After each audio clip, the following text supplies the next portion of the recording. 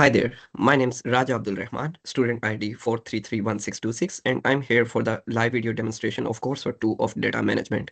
So first of all, I'd like to show you the SQL code for my whole project. So it's a singular code. So first of all, we created a database, and just to show the reproducibility of and live execution of the tasks, I'm executing the whole procedure starting from task 2, which is ETL plus cleansing. So first of all, we created the data warehouse BIS spend, and then I selected 4 different months, making sure that they were having some sort of schema inconsistencies in order to update that data loading challenge.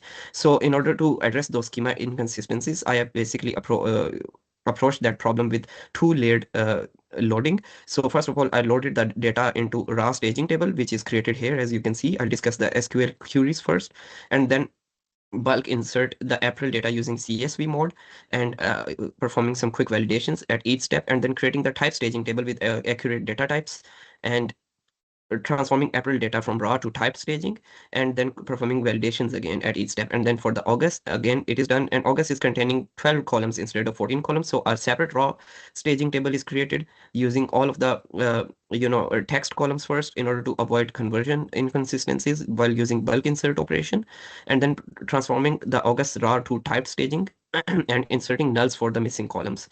And we re-verification, some quick validation checks, and we did that the same for the March and for the December dataset as well. So moving on, so we actually performed some validations and found out that there were some broken rows imported, which is a common problem as studied by the documentation of bulk insert operation. And those broken rows were probably validated, quarantined into a separate broken rows table for the traceability and auditability, and then removed instead of just blindly deleting them. So the quarantine table is created. As you can see, the recheck shows 0, 0. I'll show the outputs as well after performing the live execution. And then afterwards, I imported the XML path. So we basically set the XML file in the in default readable location for SSMS. And then we imported the XML rules here as shown by the queries, and then applied those same rules across all the fact staging table, a single fact staging table. And then we actually quarantined those rows before deleting them, again maintaining traceability and auditability, not just blindly deleting them. And then we actually started populating the dimension tables. We created the dimension table for dim date, dim entity, dim expense area, dim expense type, dim supplier with appropriate grains, and the fact spend table as well. And then we defined the foreign keys and the primary key. And then we actually started loading the tables, dimension tables, and the fact table again. And then we performed some quick validation steps. And afterwards, we actually also applied the anonymization while loading the dim supplier table as well, where the personal expense was, personal expense name withheld. The supplier type was, so we replaced them with student ID 4331626. So in this way, all the final checks are then done on task 2, and then we confirm that no orphan foreign keys in fact spent remain. So now I'll show the live execution. The queries are executing, and now I will display the results. I'm so sorry, I'm having a broken hand, so if the video is slightly longer, I hope my apologies accepted, because I'm a right-handed person and I can only do so much with a broken hand. I'm going through a really difficult time. So here's our raw staging table, and then the typed staging table for first month, April, August, and then the validations, the number of rows outputted, and the source one they go back to. And then for the next 2 months as well, the December and March, and the total number of rows, the null dates which were quarantined as bad rows having, and they are displayed properly here as having all the null columns, they were quarantined and removed. And then the null dates and null amounts came out to be 0, 0, confirming they were properly quarantined and removed, and no data quality issue remains. And then XML invalid rules were imported, 101 rules which were applied against the type staging table, and 172 matching rows were removed. And then still matching comes out to be 0, and the rows after is displayed here, rows before is there. And withheld count is 80. 19 columns were rows were personal expense name withheld, they were replaced with my student ID as displayed here properly. And then there's proper date parsing as well, from April to March 2016. And withheld count 0, meaning all the withheld were replaced with student ID, null, dates, null, amount 0, typed rows 15897 matching with fact rows 15897, ensuring correct filling of the fact and dimension tables, refund rows 488 confirming the retention of refunds rather than ignoring them, and then orphan dates and all the orphan entity, all the keys referentially verified, the orphan keys are 0. So this was our whole task 2 ETL plus cleansing of the data warehouse. Now the data warehouse is ready for task 4A, 4B, 4C, and 4D. So here I will perform the live execution of task 4A, which was show the top 3 suppliers and the total amount spent on these for the whole 4-month period and per month as well. So we created the table output table first, and then we defined the stored procedure, and then we executed the stored procedure along with appropriate validation steps. So again, sorry for slow scrolling, and I apologize if the video is slightly longer than 10 minutes because I have a broken hand. So it's still plastered.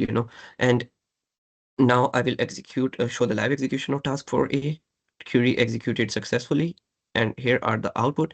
As you can see, the scope label is all for all across all months. When we check the top 3 supplier rank and the supplier names are displayed, the total amounts are displayed. Refund rows are 488 negative amounts shown, which were less than 0, and confirming that the refunds were properly taken care of and they were removed from the total amounts.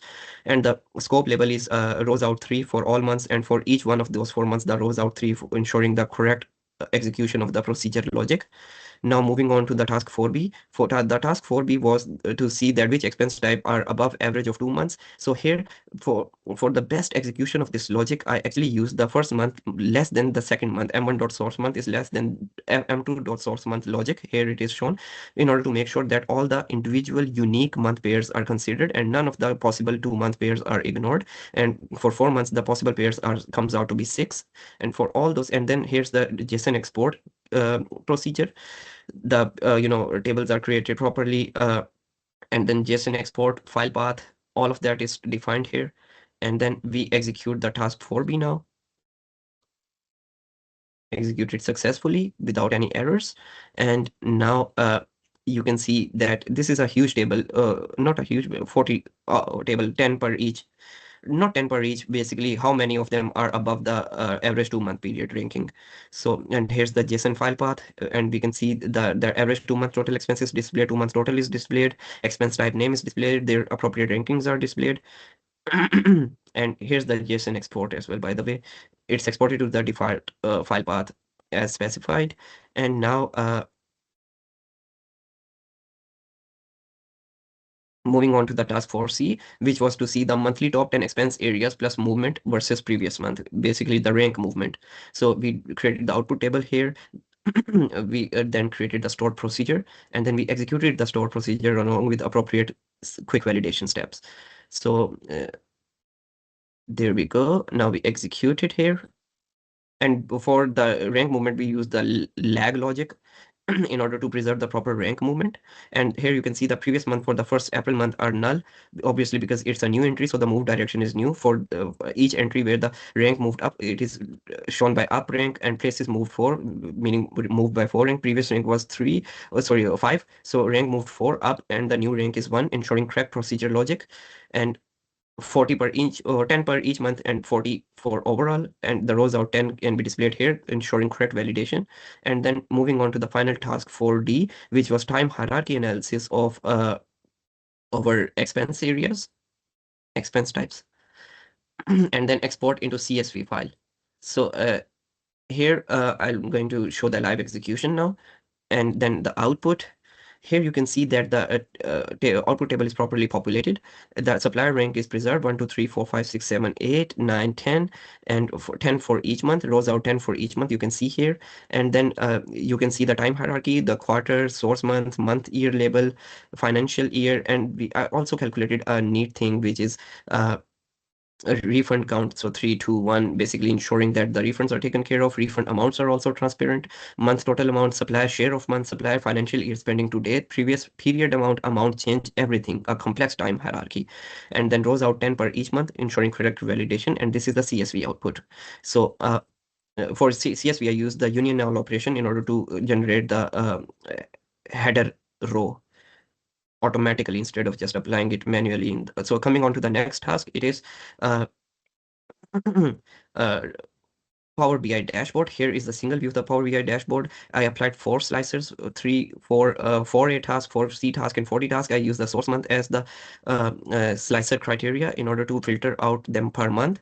And this is for 4C. You can see them updating. So this basically shows the complete spend story in a single interactable view. And this was basically the overall requirement of the Power BI dashboard. However, to improve the readability of and interpretability, I also implemented the same things on separate pages as well. So for task A, for whole month, and for per month period, and the proper working of the slicer.